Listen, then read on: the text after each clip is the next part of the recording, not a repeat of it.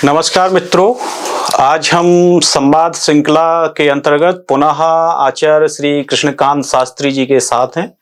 आचार्य जी का अध्ययन अत्यंत गहन और सूक्ष्म है। खास करके आचार्य जी को संस्कृत साहित्य पर, वैदिक साहित्य, औपनिषदिक साहित्य, पौराणिक साहित्य और इन सबसे भी परे आगमिक साहित्य पर भी आपकी अनूठी पकड़ है। भारतीय मेधा में अधिकांश लोग वेदों के बारे में, उपनिषद के बारे में या मानस साहित्य के बारे में, महाभारत के बारे में, भगवत गीता के बारे में जानते हैं, लेकिन आगमिक साहित्य के बारे में भारतीय लोगों को कुछ कम ही पता है। तो आज हम आचार्य जी से चाहेंगे कि वो सरल और सुबोध ढंग से हमारे दर्शकों को ये बताने की महती कृपा करें कि आगमिक साहित्य है क्या, यह कितने प्रकार का होता है और कैसे वैदिक और पौराणिक साहित्य से पृथक है। आचार्य जी। गोस्वामी तुलसीदास जी ने कहा है अपने रामचरितमानस में, निगमागम सम्मतम यत्। तो जो राम कथा है या पुरा कथा है, जिनको आज लोग पुरा कथा कह के उपेक्षा की दृष्टि से भी देखते हैं और बहुत से लोग आकर्षण की दृष्टि से भी देखते हैं, तो उसके लिए उन्होंने कहा कि भगवान राम की चरित्र को हम निगम और आगम दोनों के माध्यम से या दोनों की सम्मति से या दोनों में जिसका समर्थन प्राप्त होता है उसके आधार पर हम राम कथा की चर्चा कर रहे हैं। निगम जैसे नाम प्रचलित है, वैसे आगम उतनी मात्रा में प्रचलित नहीं है। जी आचार्य जी। लेकिन और दूसरी बात ये भी है कि हमारी संस्कृत भाषा में एक शब्द है उपसर्ग। जी आचार्य। क्रिया के पहले एक विशेष प्रकार का छोटा सा शब्दांश जुड़ता है जो उस क्रिया के अर्थ को बदल देता है। उदाहरण के लिए संस्कृत में कहा गया, उपसर्गात् धात्वर्थो बलादन्यत्र नियते आहार विहार संहार परिहार उपहारवत। अब ह्री धातु से हार शब्द बनता है। यहाँ पर उपहार, निहार, परिहार इत्यादि शब्द जो उसके पहले जुड़ गए उनको उपसर्ग कहते हैं। उपसर्ग का मतलब और प्रभाव ये है कि वो उस शब्द के अर्थ को बदल देता है। यहाँ भी इन दो शब्दों में दो उपसर्ग लगे हैं, एक है निगम और दूसरा है आगम। निगम में नी, आगम में आ। निगम में नी का अर्थ है निश्शेष भाव से, पूरी तरह से जिसको हम पाना चाहते हैं वो निगम है। दूसरा है आगम। आगम का मतलब होता है जिसका विस्तार है, जो आ रहा है। गम धातु गत्यर्थक है, गतिशीलता की वाचक है, इसलिए निगम जो पूरी तरह से अंतस्थल में प्रवेश करे।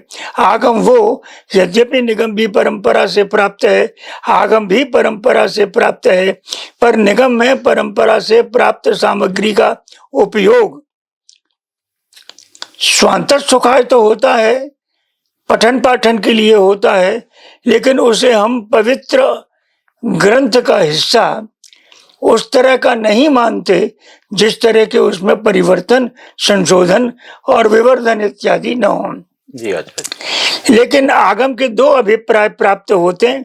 एक है चारों ओर से प्राप्त होने वाले के अर्थ में आ उपसर्ग है। दूसरा पूरी तरह से किसी बात को समझना समझाना हो, तात्कालिक लौकिक परंपरा को मिलाकर, तो वो भी आ से समझ में उपसर्ग से आता है। गत्यर्थक दोनों ही शब्द हैं, लेकिन रूढ़ हो गए। इन शब्दों का अर्थ निश्चित हो गया, इसलिए उसमें और कोई दूसरा अर्थ व्यक्ति निकाल नहीं पाता। निकालने की कोशिश करे तो उसकी स्वीकृति नहीं मिलेगी। अपने मन की संतोष के लिए कोई ऐसा करे तो करे। इसलिए आगम में और निगम में मुख्य अंतर ये है, जो स्थिर है, अपरिवर्तनशील है, वो निगम है, और जो परिवर्तित होकर के हमारे पास आया है आगम। इसलिए वेद को निगम कहते हैं। दूसरी बात यह है कि जो ऋषियों के द्वारा बताया गया, ऋषियों के द्वारा जिनको मंत्र कहा गया, जिनको ऋषियों ने भी नहीं लिखा, अनुभव से प्राप्त किया है, वो तो निगम है। लेकिन आगम में इससे भिन्न स्थिति है। आगम में हमको परंपरा से प्राप्त हुआ और विशेष रूप से लक्ष्मी, नारायण, शिव और शक्ति इत्यादि परस्पर नामों से जो वार्तालाप दार्शनिक, धार्मिक और नैतिक मूल्यों को लेकर के हुआ है, वो आगम के अंतर्गत आते हैं। और इस तरह से शैव, शाक्त और वैष्णव ये तीन प्रमुख आगम हैं। शैव आगम में शिव प्रधान है, शाक्त आगम में शक्ति प्रधान है, पर शक्ति प्रधान है तो शिव वहां हैं, और जब शैव आगम है शिव है तो शक्ति वहां है, तो लेकिन प्राधान्य कहीं शक्ति का है, कहीं शिव का है। तीसरा आगम है वैष्णव, विष्णु। तो विष्णु से वैष्णव आगम बना। शैव और शाक्त और वैष्णव, विष्णु को मानने वाला आगम विष्णु वैष्णव। दक्षिण में शैव और शाक्त आगम तो थे ही, लेकिन मूल रूप से दक्षिण में भक्ति के आगमन के मूल के रूप में, भक्ति के आगमन के आधार के रूप में वैष्णव आगम आए। इस तरह ये मुख्य तीन आगम है, इनके भी आंतरिक भेद है। जैसे शैव आगम के भी शैव कश्मीरी शैव आगम अलग है, दक्षिणी शैव का आगम अलग है। इस तरह से आगमों के भेद क्षेत्र और विषय के और कथानकों के आधार पर हो गए। निगम में कोई भेद इसलिए नहीं कि निगम वेद मंत्रों का समुच्चय, वेद मंत्रों के समुच्चय में कोई परिवर्तन करने का अधिकार किसी को हमारी परंपरा ने नहीं दिया, तो परंपरानुमोदित होने के कारण उसमें परिवर्तन का कोई अधिकार नहीं है। लेकिन आगम में परिवर्तन तो नहीं, लेकिन तत्कालीन प्रचलित मान्यताओं को, नैतिकता को, तत्कालीन सामाजिक कल्याण की बातों को, तथ्यों को, उपायों को शामिल किया जाता रहा है। लेकिन जब विदेशी आक्रमण हुआ उसके पहले आगमों ने अपने स्वरूप पूरे कर लिए थे। तो आगमों का परिचय, उनका नाम ये हमने आपको बताया। पर आगमों से संबंधित कोई और बात आप पूछना चाहें तो बताएं। आचार्य जी, हम मतलब यही जानना चाहेंगे, जैसे कि ऋग्वेद में कहा गया है आनो भद्रा क्रतवो इंतु विश्वतः, सारे के सारे आगम क्या इसी सूत्रवाक्य को चरितार्थ कर रहे हैं कि सारी अच्छी चीजें हमारी तरफ आने दो? क्या ये उसी दर्शन की तरफ? आनो भद्रा क्रतवो जंतु विश्वतः। तो यहाँ पर जहां तक भद्र का प्रश्न है, जिसको भद्दा बना दिया गया है दुर्भाग्य से, हमारे यहाँ भाषा के साथ बड़ा खिलवाड़ हुआ है। जहां कठिनाई हुई बोलने में, वहां अपने मन से उसको बदल दिया, अर्थ भी बदल दिया।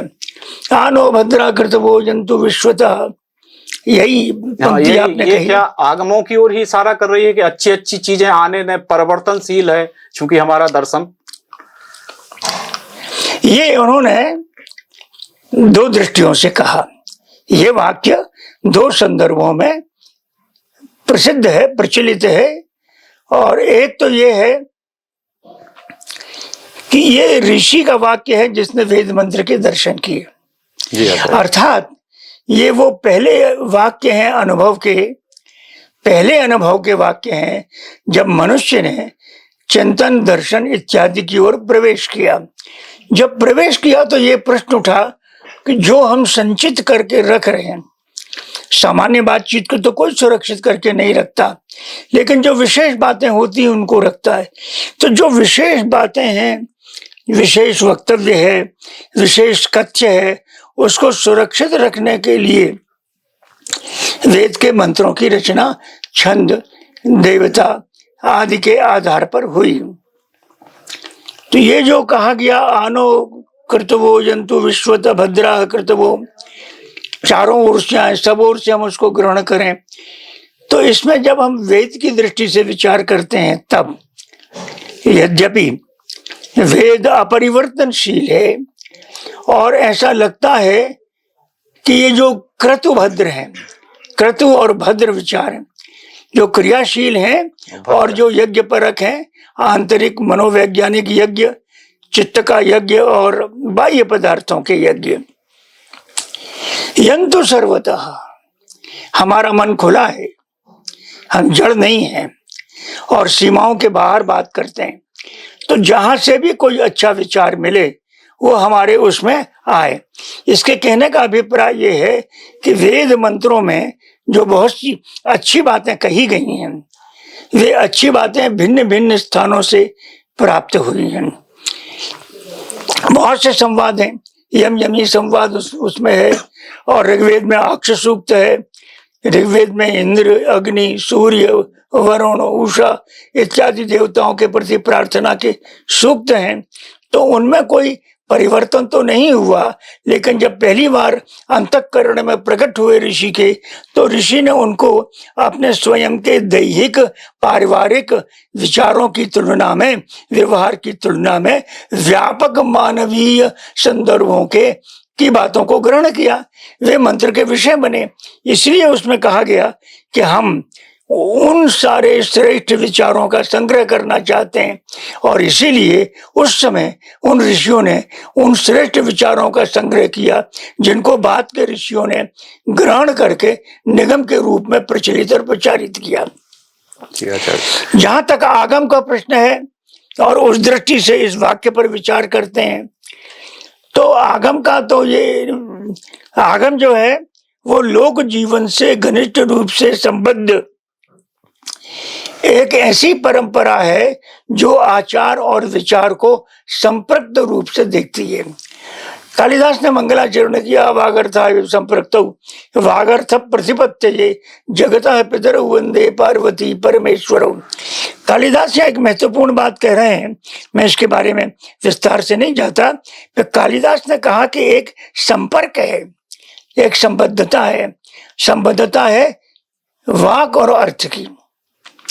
पर कालिदास उसमें ये जोड़ रहे हैं कि वाणी और अर्थ की अभिन्न संबद्धता हम मानते हैं, लेकिन वो संबद्धता सांसारिक पदार्थों के ज्ञान के लिए नहीं, वो संबद्धता बहुत गहन ऐसे अबूझ चिंतन के लिए नहीं है, बल्कि जन सामान्य तक पहुंचाने वाली वृत्ति के साथ हम शब्द और अर्थ की महत्ता, उसकी पूर्णता को प्राप्त करने का प्रयत्न करते हैं। आगमों ने उस पूर्णता को लिया, और इसलिए जब हम शैव आगम की बात करते हैं तो शिव तत्व पर विचार, शिव से संबद्ध विभिन्न विषयों पर विचार, और शिव की परंपरा में किन किन बातों को लेना है वो आगम में सम्मिलित किया गया। इसी तरह से सात आगम में शक्ति को लिया। ये आश्चर्यजनक और उल्लेखनीय बात है कि आज से लगभग 4000 वर्ष पहले हमारे यहाँ स्त्री स्वातंत्र, स्त्री शक्ति और स्त्री तत्व को इतना महत्व दिया जितना महत्व शिव और विष्णु को, शैव और वैष्णव को दिया गया। वहाँ शक्ति प्रधान है, और इसलिए वो शक्ति भी अपने स्वरूप को, अपने से संबद्ध घटनाओं को प्रकट करती हैं। प्रश्न उठ सकता है कि शिव के साथ तो शक्ति है ही, शक्ति के साथ तो शिव है ही, फिर इन दोनों को अलग अलग स्वीकार करने की जरूरत क्या है? बाहुल्य तद्वाद मीमांसा का ये सूत्र है कि जिस बात की बहुलता होती है हम वहां पर उसका नाम ले देते हैं। जैसे हमारा क्षेत्र बुंदेलखंड है, यहाँ बुंदेलखंड के लोगों को बुंदेली कहा जाता है। तो ये जो बुंदेलखंड कहाँ जा रहा है, ये इसलिए नहीं कि इस धरती का नाम बुंदेलखंड है, क्योंकि बुंदेली परंपरा के लोगों का यहाँ निवास अधिक मात्रा में है, बाकी लोगों का कम मात्रा में। यद्यपि 1000-1500 साल से बाकी लोग भी आते जाते रहे, अभी भी हैं, अभी भी वो लोग निवास करते हैं, लेकिन क्योंकि जो संख्या अधिक होती है उसके नाम से वहां का परिचय दिया जाता है। आगम में शैव, शाक्त और वैष्णव इसी बात को सूचित करते हैं। शिव से संबंधित सामग्री जहाँ है शैव, शक्ति से संबंधित सामग्री जहाँ वहाँ शाक्त, और विष्णु से संबंधित सामग्री जहाँ वहाँ आगम। आगम का दूसरा, जैसा मैंने कहा कि लोक जीवन, लोक कथा, लोक रंजन, ये मुख्य दृष्टि है आगम की। और चूंकि वेद में एक स्थिर लोक जीवन की बात की है, जैसे हम चित्र किसी कैमरे से फोटो लेते हैं, कैमरे से हमने फोटो 1 साल 2 साल 3 साल पहले ली है, तो कैमरे ने उस चित्र को स्थिर कर दिया जो आज से 3 साल पहले था। इसी तरह 5-7 हजार साल पहले भाषा, विषय, मंत्र के रूप में हमने स्थिर कर दिए। उसमें कोई फोटो हमेशा वो वैसी दिखेगी जैसे पहले दिन खींची गई दिखी है, लेकिन आगम में परिवर्तन होता रहता है, और वो परिवर्तन समय के आधार पर, क्षेत्र के आधार पर, और लोगों के नैतिक, धार्मिक, सामाजिक, सांस्कृतिक अनुभवों के आधार पर वो परिवर्तन होता रहा। वो परिवर्तन होकर शैव, शाक्त, वैष्णव ये आ गए। फिर इनमें अनेक निकल आए, गणपति का भी एक आ गया, सूर्य का भी आ गया, क्योंकि अपने पंचदेवोपासना है। जी आचार्य जी। तो पंच में 3 देवता तो यही हो गए, और गणपति और सूर्य और जुड़ गए इस तरह से। तो जहाँ पंच देवता की उपासना है, ऋग्वेद में तो अनेक देवताओं की, यहाँ तक कि अक्ष जो जुए के पासे होते हैं खेलने वाले, उसको भी मंत्र के द्वारा जिसका वर्णन किया जाएगा, वो पशु हो, पक्षी हो, अन्य कोई पदार्थ हो, उसको देवता के रूप में वेद ने प्रमाणित किया है। आगम ऐसा नहीं करता। आगम जो पदार्थ जैसा है वैसा ही समाज के सामने रखने का प्रयत्न करता है, और इसलिए इन सबकी अलग अलग अवधारणा हमको आगम में मिलती है। और आगम, इन 3 आगमों के बहुत से ग्रंथ हैं, और उनकी परंपरा आज से लगभग 700 वर्ष पहले तक चलती रही, लिखने की, पढ़ने की, रचना की। ये परंपरा वेद की कभी नहीं रही। वो तो जो पहले स्थिर हो गया वो हो गया। तो आगमों में संक्रांति है, आगमों में परिवर्तनशीलता एक सीमा तक, निबद्ध परिवर्तनशीलता है, मुक्त परिवर्तनशीलता नहीं है, सुबद्ध और निबद्ध परिवर्तनशीलता है। इसलिए आगम निगम से भिन्न होते हुए भी आगम की प्रकृति के हैं। प्रकृति का अर्थ है निगम भी सुरक्षित रखे जाने योग्य हैं, और आगम भी सुरक्षित रखे जाने योग्य हैं। जी आचार्य।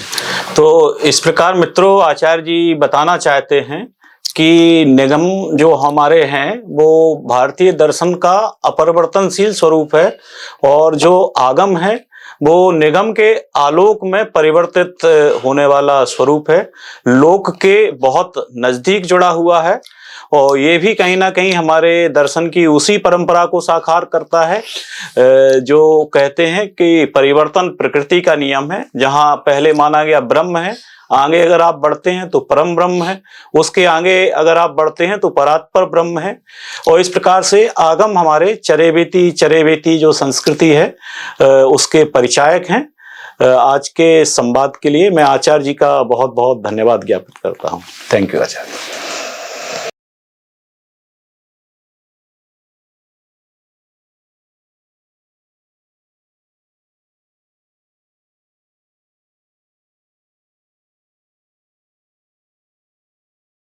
साथियों, आज हम पुनः आचार्य कृष्णकांत शास्त्री जी के साथ हैं।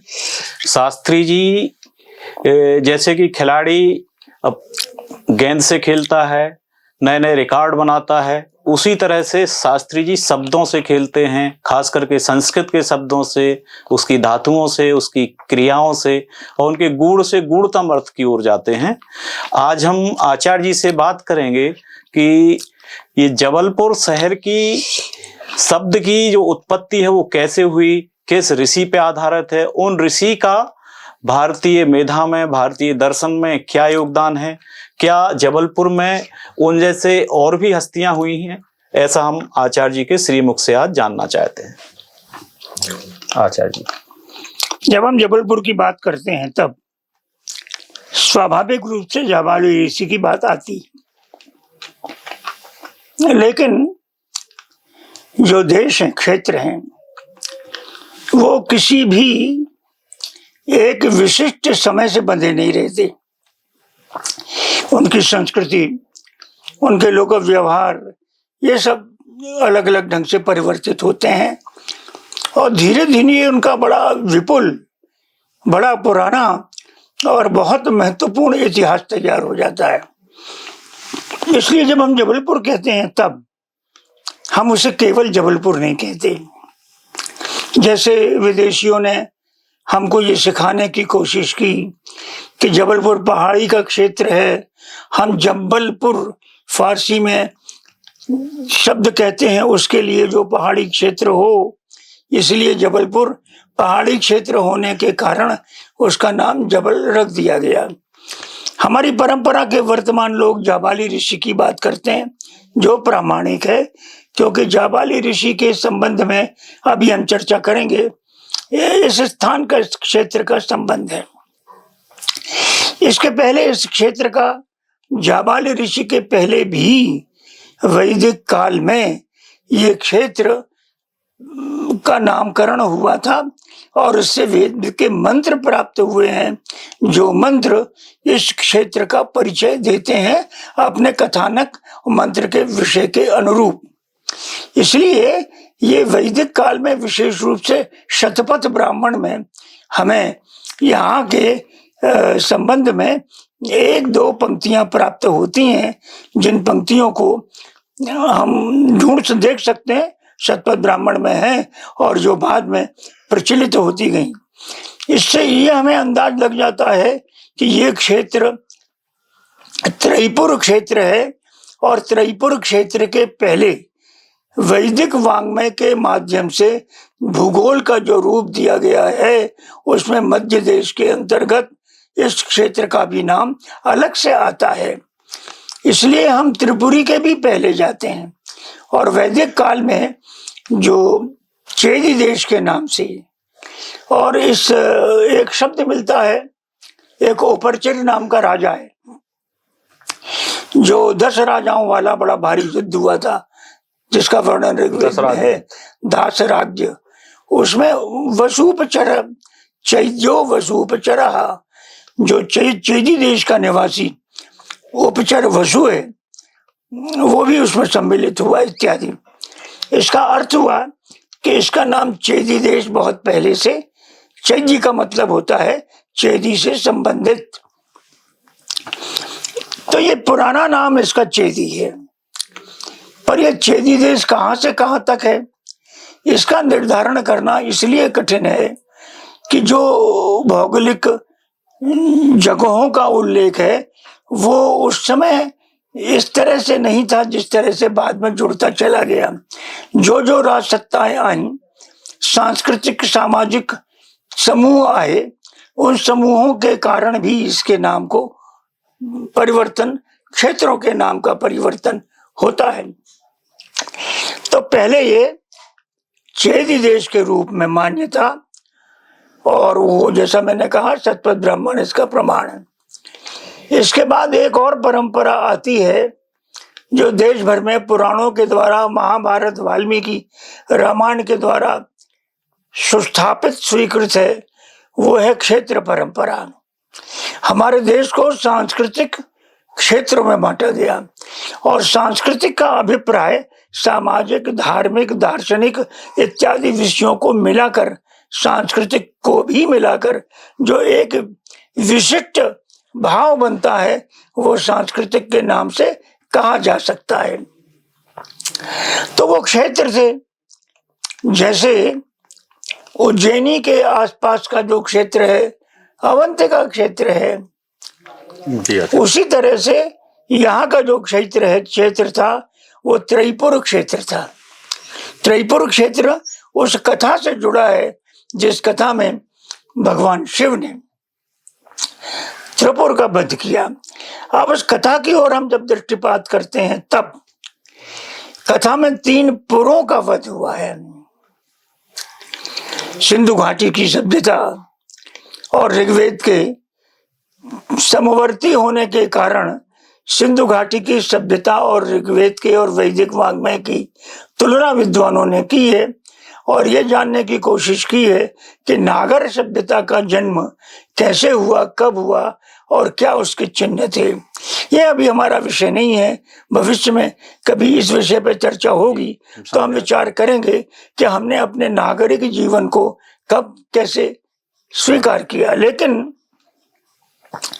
ये अवश्य विचार करना पड़ेगा कि आखिर ये नगरों का जो जाल बना या नगरों के कारण एक विशिष्ट प्रकार के आवासीय, संस्कार संबंधी, व्यवहार संबंधी, सभ्यता संबंधी विचार इत्यादि जुड़े, उनका उन क्षेत्रों के साथ कब कैसा संबंध हुआ, इसलिए हम त्रिपुर क्षेत्र की बात करते हैं। बाकी दक्षिण के क्षेत्रों को भी नाम है, जो जिसको आज बहुत मान्यता प्राप्त है। दक्षिण के आंध्र प्रदेश का जो तिरुपति बालाजी जी वो भी अपना क्षेत्र कहलाता है। तो क्षेत्र पूरे देश में विभाजक थे, जो सांस्कृतिक, सभ्यतापरक, दार्शनिक, धार्मिक और विभिन्न प्रकार की परंपराओं के समुच्चय के रूप में क्षेत्रों का विभाजन होता रहा। ये हमारा त्रिपुर क्षेत्र है। विशिष्ट बात यहाँ ये है कि ये पुराणों से, महाभारत से और इत्यादि पुरातन ग्रंथों से इसकी जानकारी मिलती है, लेकिन उन ग्रंथों की शैली और वेद की शैली में अंतर है। इनमें प्रतीकात्मक व्याख्याएं बहुत हैं, जबकि वेद में प्रतीक के स्थान पर अभिधा वृत्ति के आधार पर सामान्य व्यवहारजनक बोध को और अपने ज्ञान को दिखाया गया है। त्रिपुर में भगवान शंकर ने 3 पुरों का वध किया। जी आचार्य। रजत, लोह और स्वर्ण। अब ये तीनों धातुएं हैं और धातुओं के नाम पर 3 पुरों के नाम पड़े, और 3 पुर मिलकर के फिर राक्षस हो गए, असुर मान लिए गए। अब इसका प्रत्येक वाक्य बहुत लंबी ऐतिहासिक परंपरा के निष्कर्षों की ओर संकेत देता है। जैसे जो लौहपुर है, जो रजतपुर है, जो स्वर्णपुर है, उत्तरोत्तर अच्छे हैं, लेकिन शंकर जी को इनका वध क्यों करना पड़ा? पुराणों में कथा दी गई। शिव पुराण के अंदर त्रिपुर क्षेत्र की जितने भी शैव पुराण हैं, उनमें त्रिपुर क्षेत्र की बड़े विस्तार से चर्चा है। और ये जो त्रिपुर क्षेत्र है, ये काफी बड़ा रहा है, बहुत व्यापक क्षेत्र है। भौगोलिक दृष्टि से नर्मदा के किनारे से लेकर और दक्षिण की नदी तक ये त्रिपुर क्षेत्र फैला हुआ है। लेकिन ये त्रिपुर क्षेत्र में जो 3 पुर हैं, और भगवान शंकर को इनका विनाश करना पड़ा, क्योंकि ये पुर उड़ते हुए जाते थे और कहीं पर भी बैठ जाते थे। जहां बैठते थे वहां की जन धन सामग्री, वस्तु पदार्थ सबकी हानि होती थी, और इसलिए भगवान शंकर ने इनका वध किया। यह तो पौराणिक कथा है, उसको अपन लोग देख सकते हैं। जिनकी रुचि हो वो किसी भी शैव पुराण को उठा लें और त्रिपुर क्षेत्र को पढ़ेंगे तो ये सूचनाएं उनको प्राप्त हो जाएंगी। लेकिन ये 3 सूचनाएं 3 युगों का संकेत देती हैं। जी आचार्य। मानव सभ्यता ने अपने विकास में जिन जिन धातुओं को अधिक महत्व दिया, और जो जो धातुएं मिल तो गई थी तीनों एक साथ, लेकिन मिलने के बाद में जिनका जो मूल्य उनकी समझ में आया, तो उसकी मूल्यवत्ता के कारण, व्यवहार के कारण उन धातुओं का महत्व बढ़ा। सबसे पहले लघु धातु, उसके बाद रजत, उसके बाद स्वर्ण। ये हमारे मन में ऐसा संस्कार इसलिए बना है कि हम आज अपने जीवन में, बाजार में जब मूल्य देखने जाते हैं धातु का, तो लौह का मूल्य कम है और रजत का उससे ज्यादा है, स्वर्ण का उससे ज्यादा है। लेकिन ये बहुत तर्क संगत बात नहीं है कि हम पुराने पुरों को इस तरह से विचार करें, बल्कि पुराने पुरों को इस तरह से विचार किया जाना चाहिए कि भगवान शंकर के पहले, क्रुद्ध होने के पहले, इनका वध करने के पहले, ये 3 पुर लोगों के निवास के केंद्र थे, सभ्यता के केंद्र थे। और इन तीनों पुरों में जैसा मैंने थोड़ी देर जैसा कि हम लोग कहते हैं बाहुल्यांश तद्वादः, जहाँ पर जो चीज अधिक होती है वो नाम हो जाता है, अधिक उपयोग किया जाता है तो नाम हो जाता है। जहाँ रजत का अधिक उपयोग हुआ वो रजतपुर हो गया, स्वर्ण का हुआ स्वर्ण हो गया, लौह का हुआ लौह हो गया। ये तीनों पुरों के द्वारा ये कहा जाता है कि जब ये उड़ते हुए जाते थे और जहाँ गिरते थे उस जगह की सभ्यता और संस्कृति को, जन समुदाय को नुकसान पहुंचाते थे। इसका अभिप्राय ये है कि ये नुकसान पहुंचाते थे, आज तो बड़ा प्रत्यक्ष है। आज का समय तो इससे अधिक बढ़कर त्रिपुर के अनुभव को हमें इसके पहले न दे पाया ना आगे दे पाएगा। वो ये है कि जहाँ जहाँ इन पदार्थों का उपयोग अधिक हुआ वहां वहां वो अपने स्वरूप को भूलकर इसमें ढल गए। सामान्य जीवन में लौह का उतना उपयोग जरूर होता था, लेकिन उसके पहले इन तीनों को दोनों की ज्यादा उपयोगिता व्यवहार में नहीं थी, लौह की अधिक थी। तो लौह की उपयोगिता के कारण वो लौहपुर हो गया, और लौहपुर के नाम इसलिए दिया कि ये अधिक उपयोग किए जाने के कारण, अधिक महत्व दिए जाने के कारण, अधिक उपलब्धता के कारण, अधिक सहजता के कारण ये लौहपुर हो गया। ऐसे ही रजत और ऐसे ही स्वर्ण, एक अभिप्राय। दूसरा अभिप्राय, इन तीन धातुओं का मूल्यीकरण और मनुष्य के भीतर मूल्यीकरण की वृत्ति को बढ़ाने के लिए या मूल्यवत्ता को समझने के लिए इस प्रकार की प्रवृत्तियां और परिभाषाएं और नामकरण हमारी संस्कृति देती रही है। इसलिए मूल्यवत्ता की दृष्टि से लौह, रजत, स्वर्ण, इन तीनों के आपस के तुलना की दृष्टि से बनने वाले संस्कार में अधिक अच्छा और उससे अधिक अच्छा की बात आती चली गई। और फिर क्रमशः आज भी हम लोहे को सबसे कम महत्व का मानते हैं, लेकिन तीनों महत्वपूर्ण रहे थे। जहाँ गिरते थे वहां समाज नष्ट होता था, मतलब पूरा परिवर्तन हो जाता था। आज तो जहाँ जहाँ पुर हैं वो तीनों का उपयोग करते हुए इतने परिवर्तित हो गए हैं, हम उनको नहीं जाने। उदाहरण के लिए जबलपुर का जो क्षेत्र है जिसको हम त्रिपुर कह रहे हैं, तो त्रिपुर कहा गया, ये भी ध्यान रखा गया कि तीन नाम दिए जाएं, त्रिशब्द का प्रयोग किया जाए, अर्थात लौह, रजत और स्वर्ण का इसलिए दिया गया ताकि लोग ये ध्यान रखें कि ये एक के पहले तीन रूपों में था, तीन मिलकर के ये पूरा का पूरा क्षेत्र त्रिपुर बना है। तो त्रिपुर में तीन तत्व होने के कारण, तीन पदार्थ होने के कारण, तीन तरह से हानि पहुंचाने के कारण, तो मनुष्य की वृत्ति को, इच्छाओं को, अभिलाषाओं को, प्रयत्नों को, उद्योगों को ये तीन तत्व, ये तीन ही मुख्य रूप से प्रभावित करते आए हैं मनुष्य जीवन के प्रारंभ से लेकर आज तक।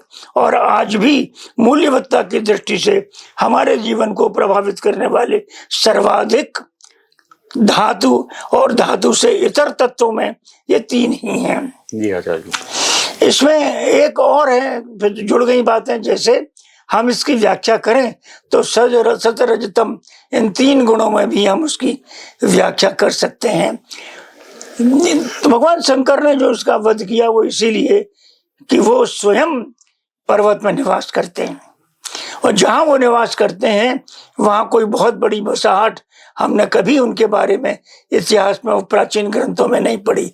पहाड़ में जाकर रहते हैं, जहां जाना बड़ा कठिन है। मानसरोवर है, कैलाश पर्वत है, वहां उनका निवास है। अब कैलाश पर्वत में तो आज भी कोई बड़ी बस्ती बनना संभव नहीं, तो प्राचीन काल का तो प्रश्न ही नहीं, तब साधन भी कम थे, रुचि भी नहीं थी। तो भगवान श्री शंकर जी ने नागर सभ्यता से उत्पन्न होने वाले दोषों को न आने देने की दृष्टि से त्रिपुर का वध किया। अब इसकी जो सांकेतिक व्याख्या की जाने लगी, प्रतीकात्मक व्याख्या की जाने लगी, कथा के रूप में बनाना जरूरी है। जैसे हम सत्यनारायण की कथा सुनते हैं, भागवत की कथा सुनते हैं, इन सारी कथाओं को सरलीकृत कर दिया गया आकर्षण की दृष्टि से, वैसे ही इनको भी सरलीकृत कर दिया। सरलीकृत करने के लिए जो सबसे पहला तत्व उपयोग किया जाता है वो है मानवीयकरण। कि जड़ पदार्थ है, रजत भी जड़ है, लौह भी जड़ है, स्वर्ण भी जड़ है, पर ये चैतन्य हो गए भगवान शंकर के साथ पहुंचते, गतिशील हो गए ये तीनों। तो ये मानवीय करण जो इसके अंदर प्रवेश कर गया, उसने इनके स्वरूप को बदल दिया, तीन पुर बन गए, त्रिपुरी हो गई। त्रिपुरी होने के बाद फिर इस क्षेत्र का नाम यही चला है। बहुत बाद में जब ऋषिकुलों ने की तपस्या का क्रम आया, तब इसके साथ वाल्मीकि ऋषि की तपस्या का महत्व आ गया। वाल्मीकि ऋषि चित्रकूट में भगवान के साथ संवाद उनका होता है, क्योंकि वहां पर सारे ऋषियों ने बैठकर बातचीत की। तो ये अकेले ऋषि थे जिन्होंने, यद्यपि ये स्वयं बड़े तपस्वी, बड़े त्यागी थे, तब भी उन्होंने ये दिया कि व्यावहारिक जीवन में हमें कैसे निर्णय लेना चाहिए, और कहा कि तुम्हें राज छोड़ना उचित नहीं, तुम्हारा छोटा भाई तुम्हें मनाने आया है, लौट जाना चाहिए। इससे लोगों ने जाबाली ऋषि को समझने में भूल की। कोई भी ऋषि जो वस्त्र तक अपने लिए नहीं रखता, आवास की व्यवस्था नहीं करता, ऐसे जाबाली ऋषि के लिए कौन सा लोभ हो सकता है, जो राम के सामने बैठकर स्पष्ट रूप से उन्हें उनके माध्यम से समाज को बताना चाहता है कि जो दोहरी चिंतन परंपरा हमारे बीच में है, एक है सिद्धांत परक और दूसरी है स्वार्थ और व्यवहार परक, इन दोनों का अंतर समझे बिना भगवान राम के पास कोई का प्रवेश संभव नहीं। इसलिए उन्होंने ये बताया कि राम, तुम्हारा एक पक्ष ये भी हो सकता है कि दशरथ के नहीं रहने पर अयोध्या सुनी है, भरत तुम्हें राजा बनाना चाहते हैं, राजा बन जा, कोई दोष नहीं देगा, कोई बुरा नहीं मानेगा। और इसका ये बताते हुए जाबाली के कथन के बाद जब भगवान श्री राम ने निर्णय लिया कि नहीं हम जा रहे हैं, तो जाबाली ने समर्थन किया, उचित निर्णय है।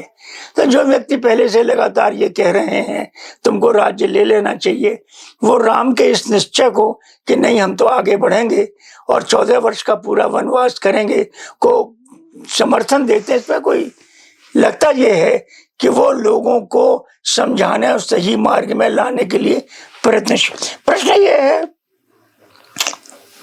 कि जाबाली ने क्यों किया ऐसा, और उन्होंने राम से इतनी लंबी चौड़ी बात और फिर ये बात कि लौट जाओ इत्यादि क्यों की। दो कारण। पहला कारण ये है कि उन्होंने राम का अन्न खाया था। जी आचार्य जी। दशरथ के ऋषि थे वो, उनके दरबार में उनके रहने की सूचनाएं हमको साहित्य से प्राप्त होती हैं। उनके पास जो दशरथ के यहाँ पर बहुत प्रसिद्ध मुनि थे, उनमें जाबाली भी थे। उनके नाम दिए हैं अत्रि, वशिष्ठ, अगस्त्य, गौतम, ये सब नाम दिए हैं। ये बात अलग है कि उन्होंने दूर जाके अपने अपने आश्रम बनाए, पर आश्रम बनाने के बाद भी जो राजधानी होती है, तो राजधानी से दूर रहने वाले व्यक्ति का भी संबंध राजधानी से होता ही है, मन से होता है और शरीर से भी होता है। इसलिए उनको चिंता थी राजधानी की। एक ऋषि होने के नाते, मनुष्य के कल्याण की कामना होने के नाते तंत्र पर विश्वास था, और यदि शासकीय तंत्र बिखर गया होता तो मनु व्यर्थ हो जाते, याज्ञवल्क्य व्यर्थ हो जाते, जिन्होंने स्मृतियां लिखी हैं परिवार के लिए, समाज के लिए, राजा के लिए। इसलिए जाबाली को लगा कि अगर आज वो इस बात को नहीं उठाते और ये नहीं कहते कि राजतंत्र इतना गर्हित नहीं है कि भरत के मनाने पर भी राम वापस नहीं जाएं, वो महत्वपूर्ण है, जाना चाहिए।